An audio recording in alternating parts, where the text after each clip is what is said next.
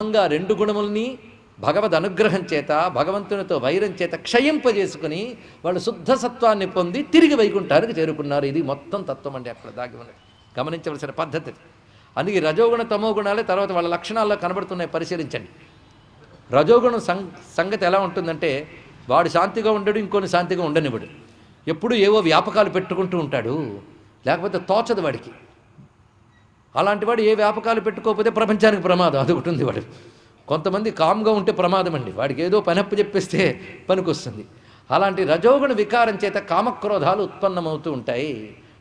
వాడుకున్నది చాలక ఇంకా ఇంకా కావాలని తపనతో తిరుగుతుంటాడు. అదే పని చేసాడు రజోగుణ లక్షణం కలిగినటువంటి హిరణ్యకశిపుడు, రావణాసురుడు ఇత్యాదులు.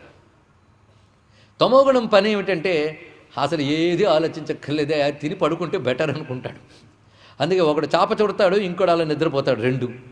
అది తమోగుణ లక్షణం. మీరు పరిశీలించండి. ఇది మరి శిశుపాల దంతభక్తులకు వచ్చేటప్పటికల్లా అంత పెద్ద కథ లేదు. దానికి చాలా రహస్యం ఉంది. ఎన్నో ఆలోచించాలి.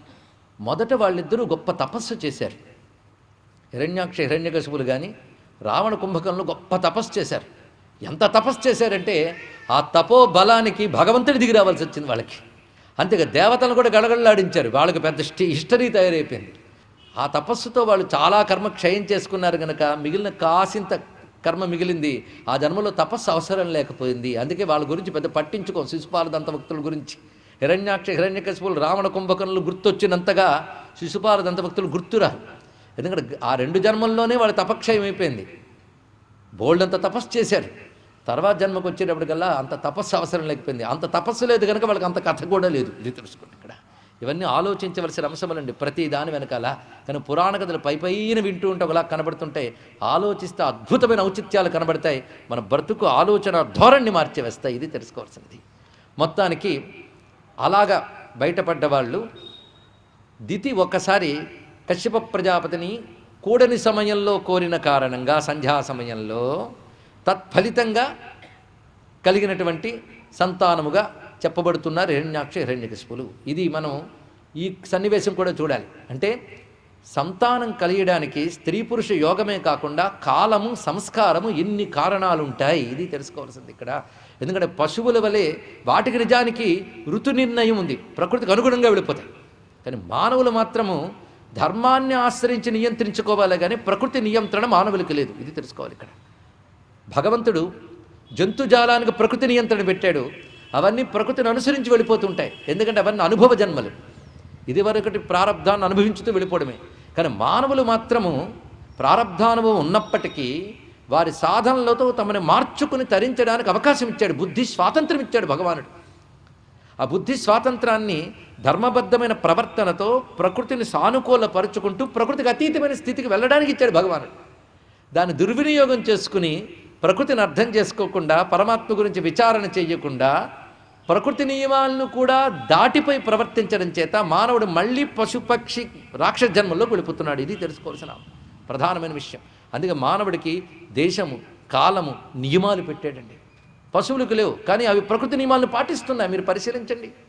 ఒక్క మానవుడు మాత్రమే బుద్ధి స్వాతంత్రాన్ని దుర్వినియోగం చేసుకుని ప్రకృతి నియమాలను అతిక్రమించడం చేత ఆ కాల నియమం తప్పడం చేత దుష్ట సంతానం కలిగిందిట. ఇలాంటి కథలు భాగవతం పురాణం ద్వారా గ్రహించవలసినటువంటి ప్రధానమైన అంశములు.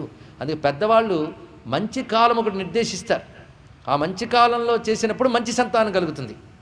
ఒక ఆయన అన్నాడు, ఏమంటే గ్రహణ కాలంలో భోజనం చేస్తే తప్పేముందండి, అందుకే మేమందరం గ్రహణ కాలంలో భోజనాలు పెడుతున్నాం అన్నాడు. దీని ఫలితం ఏమిటి అంటే నీలాంటి పాపాత్ములు పుడతారు నాయన అని చెప్పాల్సి వచ్చింది. ఏం చేస్తాం ఇక్కడ? ఎందుకంటే ఫలితం వెంటనే కనబడకపోవచ్చు, కానీ సంస్కార రూపంలో వెళ్ళి దుష్ట సంతానాన్ని కలిగిస్తుంది. అందుకే పెద్దవాళ్ళు ఎన్ని నియమాలు చెప్పారో మనకు అన్నీ కూడా నియమాలు. ఇప్పుడు ధర్మం చెప్పినా అర్థం కాక దుష్ట స్వభావాలు కలగడానికి కారణం ఏంటంటే నియమము తప్పినటువంటి సంతానోత్పత్తియే ఒక కారణము అని ఆలోచించడానికి ఒక అవకాశం లభిస్తుంది ఈ కథ ద్వారా. సరే, మొత్తానికి హిరణ్యాక్షుడు హిరణ్యకశిపుడని ఇద్దరు అసురులు ఉద్భవించారు. ఆ హిరణ్యాక్షుడికి బుద్ధి పుట్టింది, ఈ భూమిని తీసుకెళ్ళి ఎక్కడైనా దాచేస్తే అలా ఉంటుంది అని. ప్రకృతిని ఇలా మారిస్తే అలా ఉంటుంది, అలా మారిస్తే అలా ఉంటుందని ఆలోచించేటువంటి ఒక మహావైజ్ఞానిక రాక్షసుడు ఎవడయ్యా అంటే హిరణ్యాక్షుడు. కక్ష తప్పించాడు అంతే, మరొకటి కాదండి. అదొక అక్షం, హిరణ్యమయమైన అక్షం, దానితో తప్పించాడు. ఆలోచిస్తే ఇది. కానీ విశ్వనియమ ప్రవర్తకుడు పరమాత్మ. విశ్వనియమం, ప్రపంచం ఇలా నడవాలి అలా నడవాలని నియమం పెట్టాడు ఆయన. ఎప్పుడైతే విశ్వ నియమం ఆయన పెట్టాడో ఆ నియమాన్ని ఇంకొకడు తన బుద్ధి స్వాతంత్రంతో అతిక్రమింపజేస్తే విశ్వనియమ ప్రవర్తకుడి బాధ్యత తిరిగి దాని యందు పెట్టవలసిన బాధ్యత ఉంటుంది. ఇది తెలుసుకోవాల్సినది. అందుకే విశ్వనియమాలు తప్పితే రక్షించవలసిన బాధ్యత విశ్వనియమ ప్రవర్తకుడైన పరమాత్మది. విశ్వనియమాలు ఎవరు పెట్టారండి? మీరు నేను కాదు, మన తాత ముత్తాతలు గారు. పరమాత్మ పెట్టాడు. ఏ గ్రహం ఎక్కడుండాలి, ఏ భూమి ఎక్కడుండాలి, ఏ స్థితి ఎక్కడుండాలి నిర్ణయం అతో ధర్మాని ధారయన్, విష్ణు సూక్తాల్లోని మంత్రం. ధర్మములను ధరించువాడు విష్ణువు. ధారణా ధర్మమిత్యాహు. సృష్టిలో ఏది ఎక్కడ ఎలా ఉండాలో చెప్పేవాడు. అందుకే భగవల్లక్షణంలో అది ఒకటి మనం తెలుసుకున్నాం కదా. బహుశా 2వ రోజు 3వ రోజు భగవాన్ శబ్దానికి అర్థం చెప్తూ ఐశ్వర్యస్య సమగ్రస్య ధర్మస్య యశస శ్రియ జ్ఞాన వైరాగ్యయోశ్చైవ షణ్ణాం భగయితీరిణ అని బ్రహ్మేతి పరమాత్మేతి భగవానితి గచ్చతే శ్లోకానికి వ్యాఖ్యానం చెప్తూ సమగ్రమైన ఐశ్వర్యము, ధర్మము, యశస్సు, శ్రీ, జ్ఞాన, వైరాగ్యములు 6 ఉన్నవాడు భగవానుడు.